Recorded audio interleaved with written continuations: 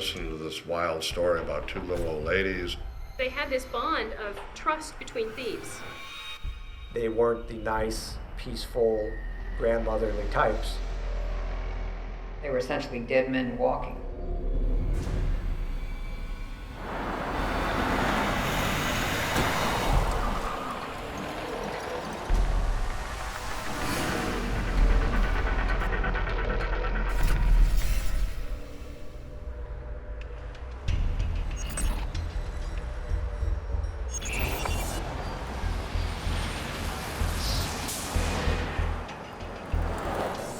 On the morning of November 8th, 1999, the Los Angeles Police Department receives a 911 call. There was a body in the alleyway off of La Brea up in Hollywood. They couldn't tell what they had, whether it was someone that was a victim of a traffic accident or if it was a homicide victim that had been dumped out in the alley. He was a John Doe, elderly, white male, probably a homeless person. After further examination, investigators develop a theory of what happened.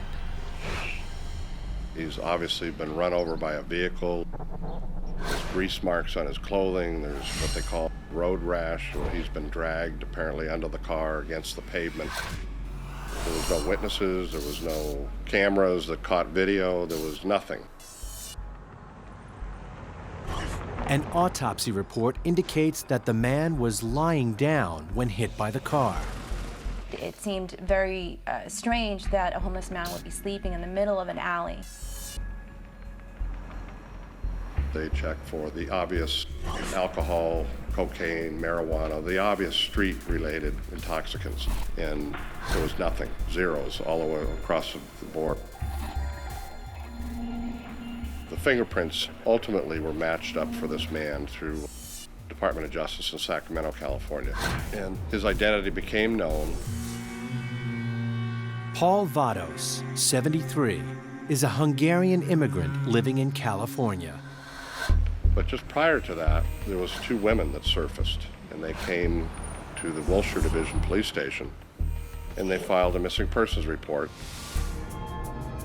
Helen Golay and Olga Ruttersmidt are in their 70s, well-dressed and worried. They were looking for this man, Paul Vados. He was Helen's fiance, and he was Olga's long-lost relative from Hungary. And they had been caring for him, and he'd been missing for a number of days now. Despite the shock, the women are eager to obtain a death certificate so they can file insurance claims. But the police investigation takes time. They claimed that he had no family in the world and they were the only people in the world that cared for him. Once they came forward, identified Mr. Vados, and claimed him as next of kin, they took custody of his body from the coroner's department.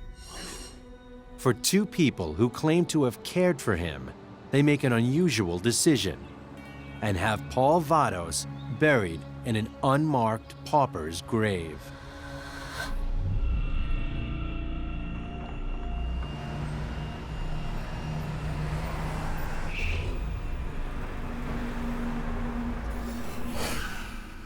Six years pass, and on June 22nd, 2005, LAPD receives a 911 call. A body has been found in an alleyway off of Westwood Boulevard in West LA. He's got identification on him, laminated on these little cards. The homemade cards suggest he is 50-year-old Kenneth McDavid of West Hollywood. An autopsy report reveals McDavid's chest was flattened, consistent with being crushed by a slow-moving car. He suffered broken ribs, a fractured spine, and abrasions consistent with being dragged several feet. The man's head had been crushed, and yet his glasses remained perfectly intact. A toxicology report reveals drugs and alcohol in his system. Kenneth McDavid had a decent level of alcohol in him. He also had zolpidem, which is Ambien. It's that very strong sleep aid. He also had hydrocodone, which is Vicodin, and topiramate. The combination of all those drugs along with the alcohol essentially would have knocked him out. Investigators suspect he passed out in the alley and hope nearby security cameras caught the action.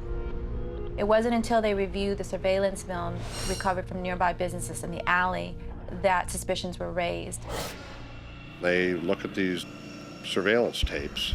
They see this vehicle come in off of Ohio Street and turn into the alley and then go down the alley, stop, lights out. You can't tell what's going on at this point, but then the lights come back on. It reverses, then it goes forward again, proceeds down the alley. Detectives are convinced that this is strange, and the images need computer enhancing. You can't tell the license plate on the car, and you can't make out who's in the car. But detectives identify the car as a Ford Taurus or Mercury Sable station wagon. It's got unique outlines, unique shapes to the windows on the side of the station wagon, small station wagon. Investigators canvass the area, but find no witnesses to the crime, no other clues, and the case goes cold.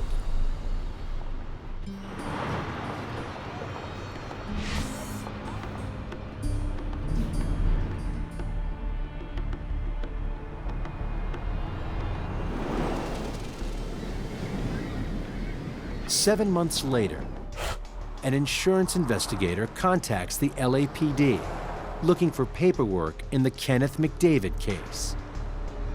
He talks to the detectives and he said, these two women that have filed a claim. Their names are Helen Golay and Olga Ruttersmidt. The women are beneficiaries of several life insurance policies taken out in McDavid's name.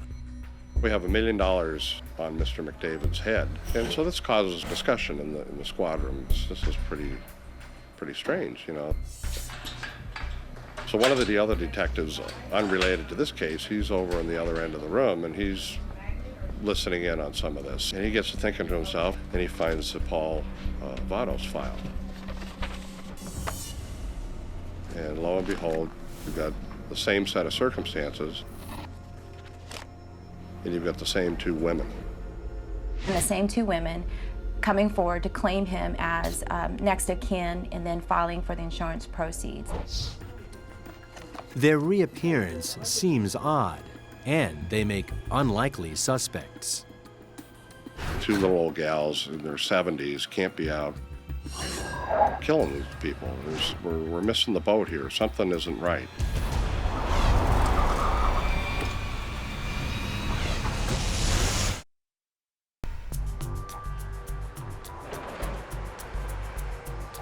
In 2005, Los Angeles detectives are suspicious of Helen Golay and Olga Ruttersmidt.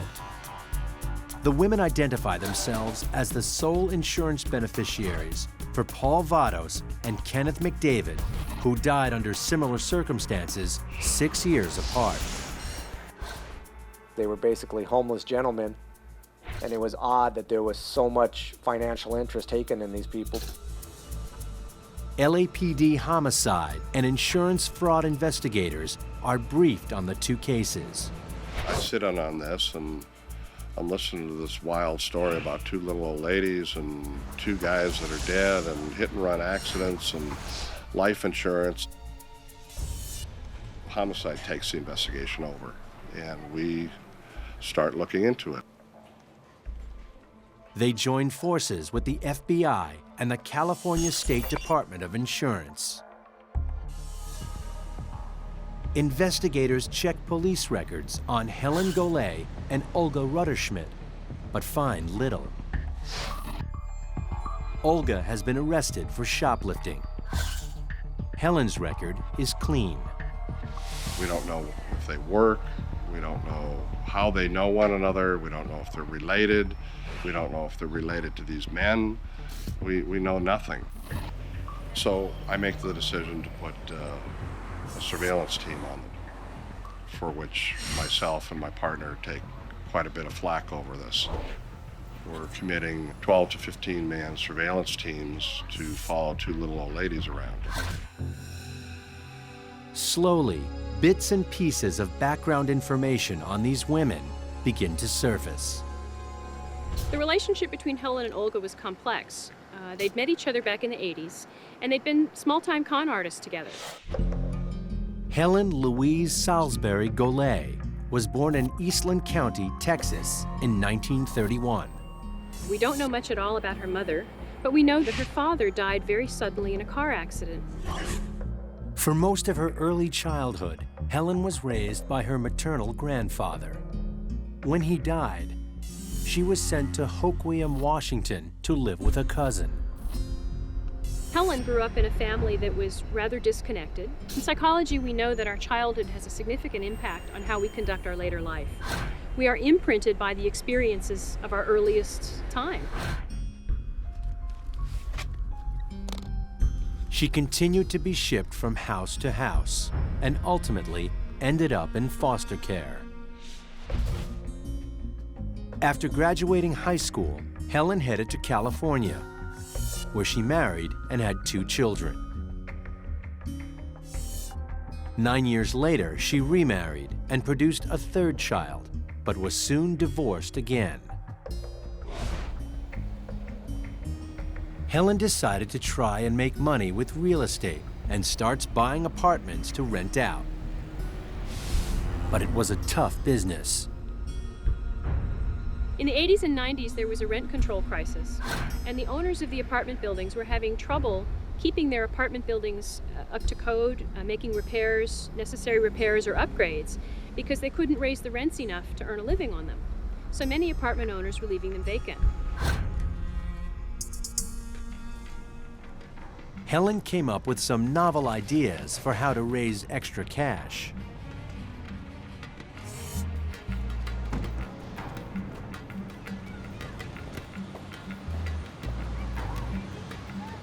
She began snooping on her tenants, hoping to catch them at something, anything, for which she can collect a fine and make an easy buck. Yeah, hello? Open up! In many ways, she was just a simple bully. She thought she was entitled to anything she wanted. If she wanted it, she went for it. If you didn't give it to her, she'd find a way to sue you for it.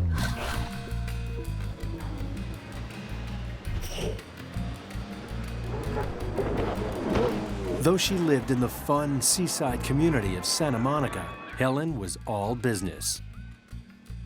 She issued threats of litigation to get her own way.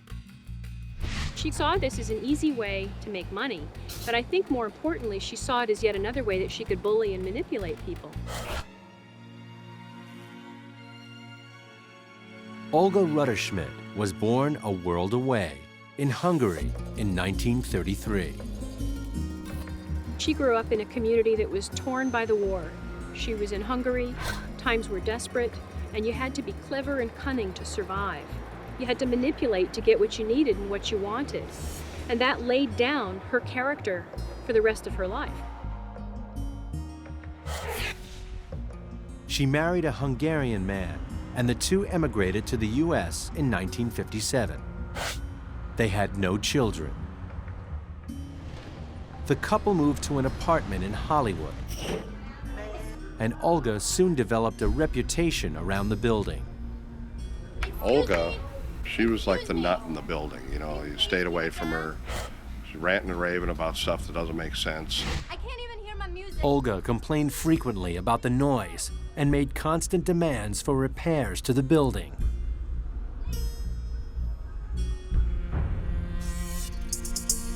She gained a license in electrolysis, but rarely worked.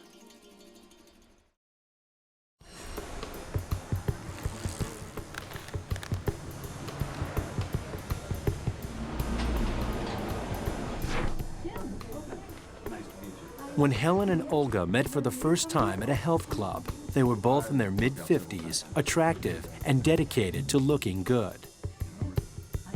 Helen was the leader of the two. Olga had more of a desperate quality. They realized they had a lot in common. a shared ambition to make easy money.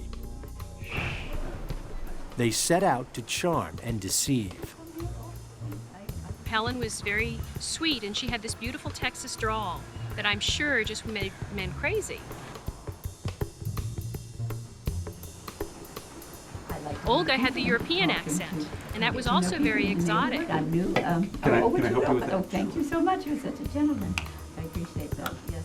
They knew the power of being attractive. They were both very smart, and in this way, they exploited probably every man they came into contact with. The health club was a popular place to make new friends, but not for long.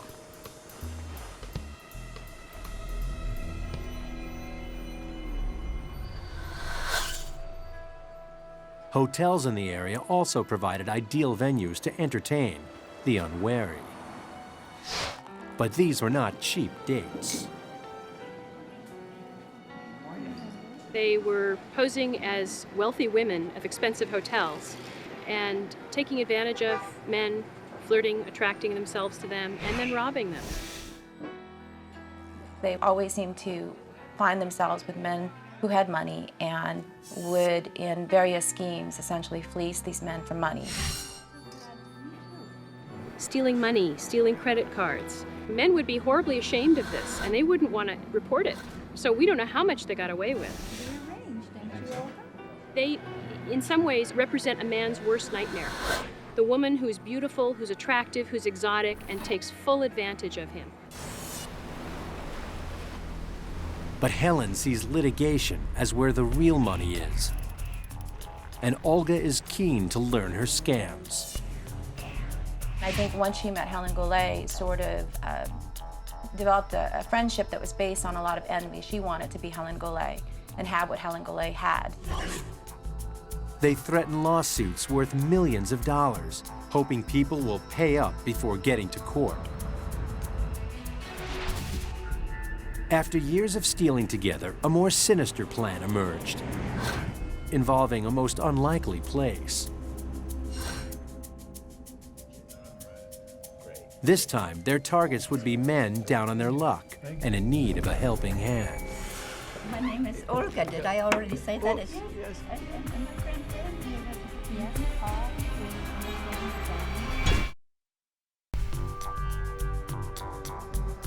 Helen Golay and Olga Ruttersmidt are not your typical murder suspects. The two seemingly sweet 70-year-olds are actually scheming con artists, but police suspect that their game has turned deadly. In 1997, Helen and Olga started frequenting a church that offered free meals to the homeless. The Hollywood Presbyterian had a large program drawing hundreds of homeless people each week. There's on the order of about 80,000 homeless people in Los Angeles County, and there's about 15,000 shelter beds available. One of the volunteers came to me and said, "We have two women who are visitors today, and I want to introduce them to you." And it was at that time that I met Helen and Olga. They seemed very nice. Paul Vados was a regular there. I met Paul Vados in the mid-1990s through the Sunday afternoon program that we have for the homeless. He was a nice man. He had a very distinct face. He had a distinct Eastern European face. And I used to talk with him occasionally. Olga, yes. The volunteering was just a cover. It wouldn't be hard to find a man who wanted some attention, who needed some attention. And if they could get their attention with a smile, that European accent, that Texas drawl, it wouldn't be hard at all to ask the questions necessary to find out whether this was a man who fit their profile. They needed someone who didn't have much family, or perhaps wasn't from this area, because they didn't want family members poking around asking questions. They moved Paul Vados into one of Helen's vacant apartments. They offered them help off the street, shelter, food, clothing. They took them to doctor visits. And these men would need that, be desperate, and take the charity that they were offering. Paul couldn't believe his luck. Somebody came along, was a good Samaritan, going to help him out, and offered him a bed to sleep in and a roof over their head, and they were on cloud nine. And if all it took is to sign something on occasion, they signed. The women took out life insurance policies on Paul Vados, planning to split the proceeds. In each, Helen claimed to be his fiancée, Olga, a distant cousin. Without telling Olga, Helen took out 3 more policies, where she stood to receive all the money. The scam required a lot of work. They would have to house him for about 2 years until the insurance policies would mature at a point when they become incontestable.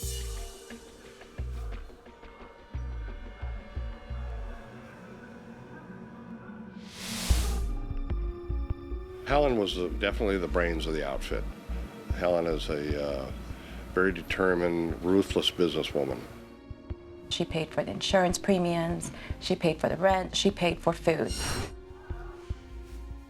Olga adopted the role of a private nurse.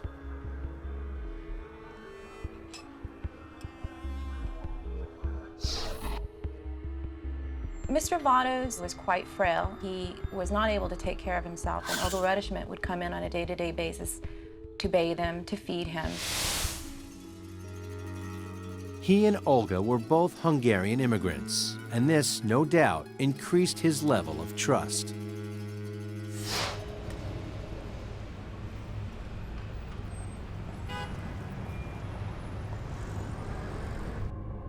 On November 8th, 1999, Paul Vados turned up dead, run over in an alley. It takes a very bold person to be able to kill somebody, wait a prescribed amount of time, and then walk into the police station and claim to miss the person that they've killed. After the LAPD released his body, Helen and Olga buried Paul Vados in an unmarked grave. These were not your typical 70-some-year-old women. These were people who obviously had no regard for human life and who were willing to take advantage of the most helpless of people. These women planned this crime to the nth degree. Every detail was planned out. And what that served to do psychologically was to bind up their anxiety. They weren't worried about getting caught because they thought they'd worked out every single angle.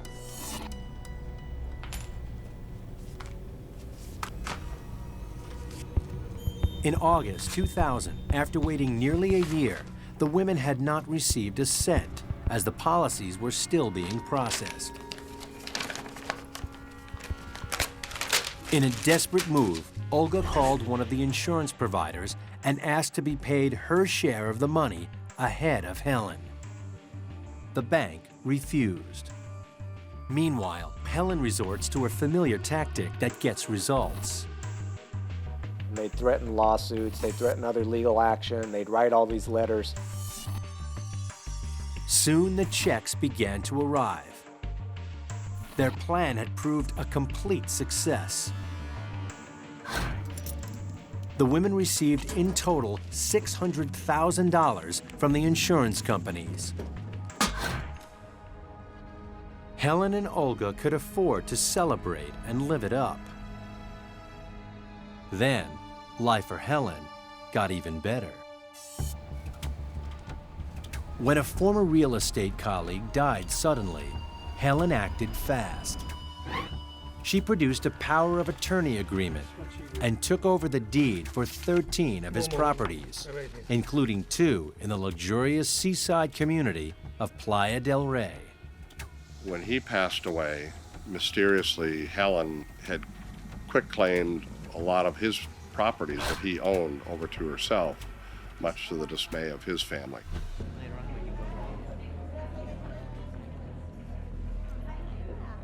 Helen treated herself to plastic surgery, a designer wardrobe, and a Mercedes SUV. Once again, Olga was left feeling jealous and second best. She lived in a very meager apartment in Hollywood. And I think once she met Helen Golay, sort of developed a friendship that was based on a lot of envy. But it wasn't long before both women were itching to make another score together. This time, they were determined to improve on their plan and make even more money. These women were just obsessed with money. Oh, no. They were greedy and selfish. Greed. They had every reason to think they could get away with it because they'd gotten away with so much in the past. For 2 decades, Helen Golay and Olga Ruttersmidt have used their age and appearance to get away with theft, insurance fraud, even murder. These two women, older women, are still plotting murders at the age of 75 and 77, and you wonder how somebody can get themselves to that point, whether it was the greed driving them or just that all along their lives they've never really cared about other people. But you really develop a picture of these two women that they're just cold-blooded killers. What they don't know is that the LAPD is onto them. When I first saw the pictures of the women that were the suspects, the targets of the investigation, you would not look at them and ever believe that you were conducting a murder investigation. There's a term we use in psychology called cognitive dissonance. And this cognitive dissonance is triggered when the image we see doesn't match the story we know. So we see little old ladies and we imagine sweet, gentle, kind. But the story we hear is just horrifying because it so doesn't match what we expect. By 2002, Helen and Olga's profits from the murder of Paul Vados had worn thin, as had their friendship. The relationship was complex because they had this bond of trust between thieves. Each knew that the other one could rat them out. In September 2002, the pair searched for a new target. Like Vados, they would also lure him at the Hollywood Presbyterian Church. 50-year-old Kenneth McDavid. Originally from Northern California, McDavid had lost touch with his family. Ken was my older brother. He used to help me a lot with my homework. He was very musically inclined, played a lot of musical instruments. Both of my parents worked 40 hours a week, and Ken was the one who would fix the meals. He worked on the radio and started getting into jobs, but not really hanging on to the jobs for a long time, and had a hard time keeping his focus on one thing. He just fell on hard times, and these women came at a time when he needed their help. As a nurse, I've worked with homeless people before, and getting off the streets is everything to them. They will jump at the opportunity. I think Ken felt that these women were sincere. The women created a rubber stamp of the victim's signature so that they could fill out multiple documents. They took out 6 insurance policies in all, worth $7 million. Once again, the scheme required patience. They knew that after 2 years in California, the insurance companies would not be able to contest or challenge the policy. The operation was not cheap. Housing McDavid in the apartment cost the women almost $3,000 a month in food, rent, utilities, and insurance premiums. They put some time into thinking of this and how they could plot to befriend these people that were actually looking for somebody to lend a helping hand. They go out and lend that helping hand, knowing full well that they were just basically fattening them up for the kill. But with each month, the partnership unraveled. At one point, Helen even called one of the insurance companies and to the home office in Syracuse, New York, and made inquiries of how to get the other beneficiary off the policy. The insurance company refused.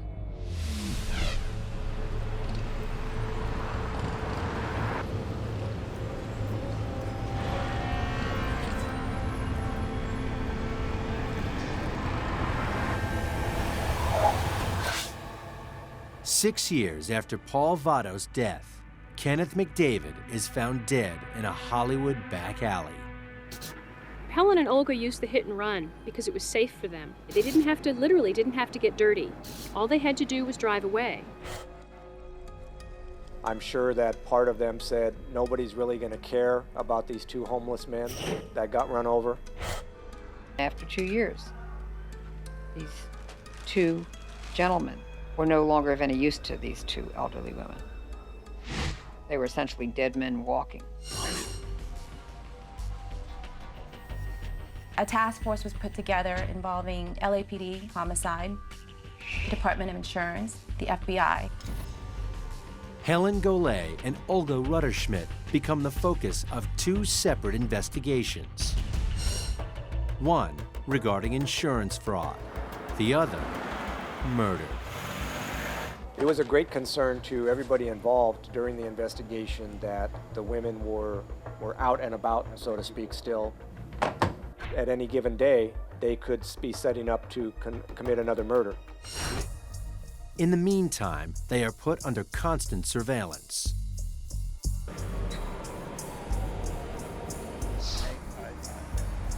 Through old work records, police track down Kenneth McDavid's family near Sacramento.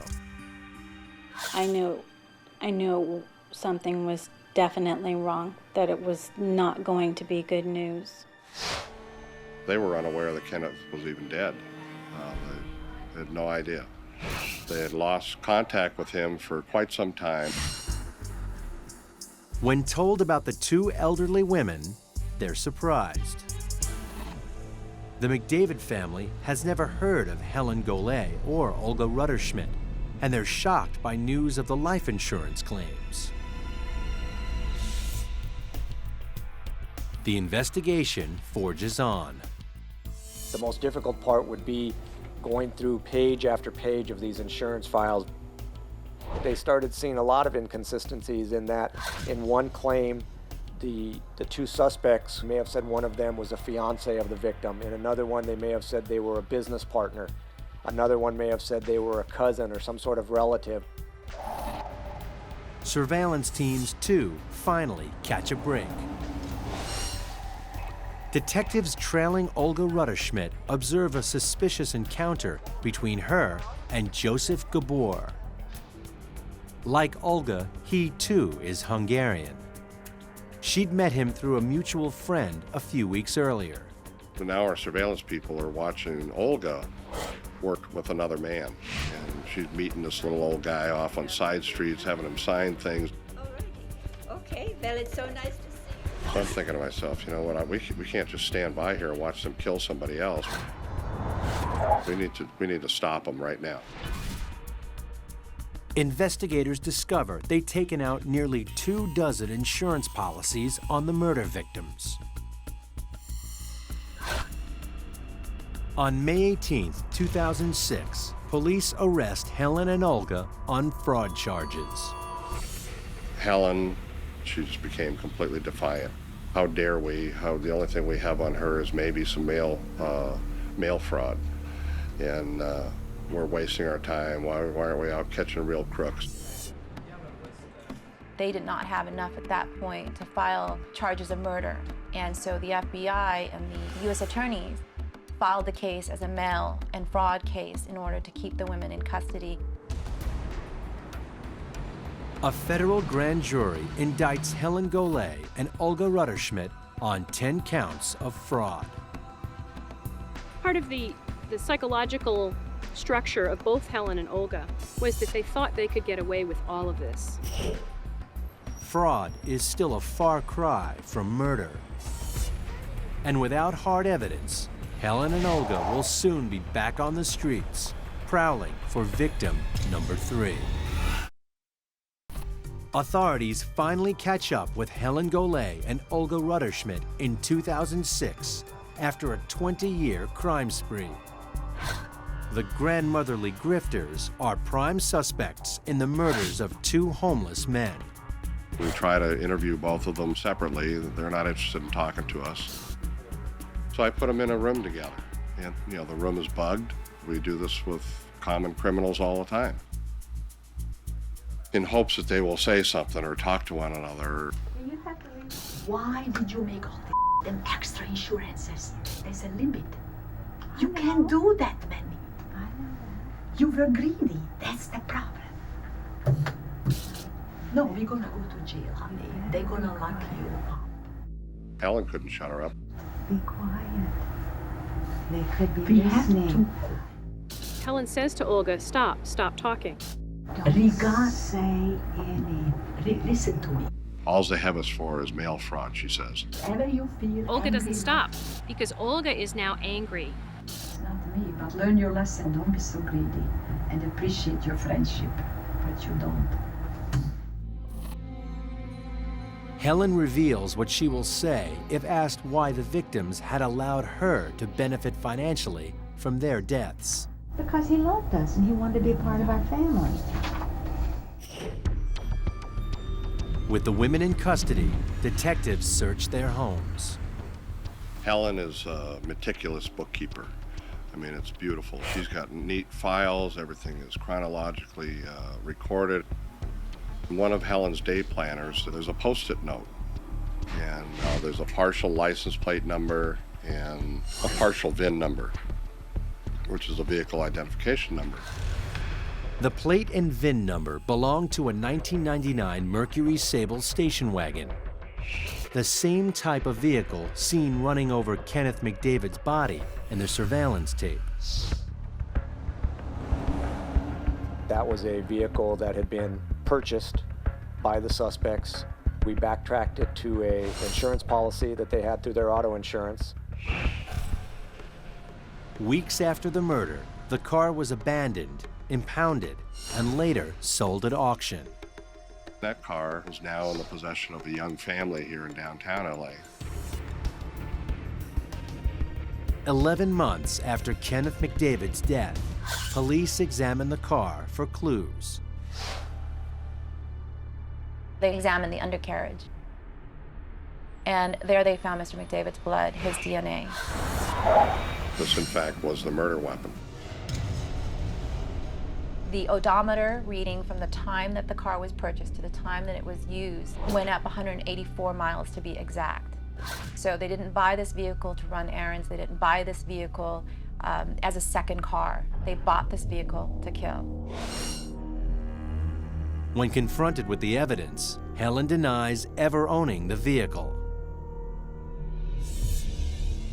Police canvass her neighborhood and uncover a photo taken by a neighbor that shows the car parked close to Helen's home. And even more damning, a tow truck removed a Mercury Sable near the alley just after McDavid was killed. That really was one of the final pieces of the puzzle that put her with the vehicle at the scene during the time of the death. If they had just walked away from the car, there was no connection to that car to them, but they panicked. And she called AAA and used her own road service card to get the car out of there. That was a huge mistake. Police believe Helen and Olga acquired the car in 2004, a year and a half before the crime. So that's the calculation and the planning that these women put in play to pay rent, pay utilities, pay premiums, all the while knowing that the clock's ticking on these guys and that car is going to be used one night. On March 18, 2008, Helen and Olga stand trial for the murders of Paul Vados and Kenneth McDavid, and for conspiring to kill Joseph Gabor. They'd both grown quite frail during the 2 years that they'd been in custody. Their hair had grayed significantly, and I thought that they looked quite sympathetic at that point.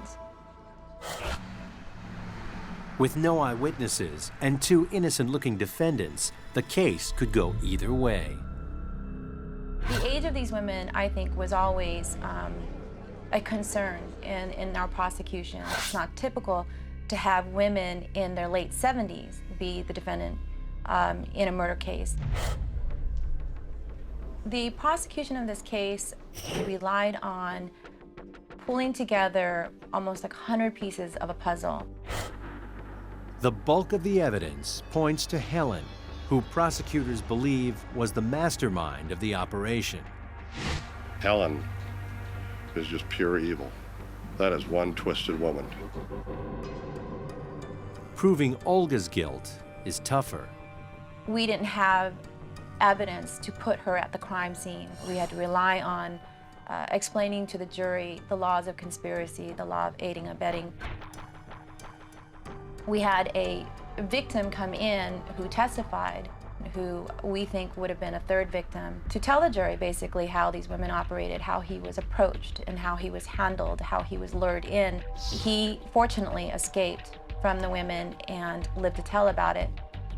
Prosecutors also hope the interview room videotape will prove persuasive. I think it demonstrated to the jury the level of greed that these women had. All they could talk about was the money that they still wanted to collect. Money. All of them. All of the insurance. But money got this. It's money. Money did this. I know. So money is. I told The you. way Helen and Olga were talking on the videotape, to them it was just another business transaction. To me, it was the life of my brother that was taken, and they showed no remorse for what they did.